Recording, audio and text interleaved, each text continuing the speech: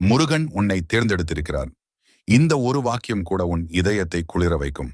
ஆனால் அவர் ஏன் உன்னை தான் தேர்ந்தெடுத்தார் தெரியுமா? இதற்கு பின்னால் மிகப்பெரிய காரணம் இருக்கிறது. முருகன் எப்போதும் மனம் சுத்தமானவர்களை தான் அணுகுகிறார். பாசம், அன்பு, கருணை நிறைந்த இதயம் கொண்டவர்களுக்குள் தான் அவர் அருள் தங்கும். நீ அந்த அருளுக்கான பாத்திரம் என்பதால் தான் அவர் உன்னை தேர்ந்தெடுத்தார். நீ துன்பத்தை தாங்கி வளர்ந்தவன்.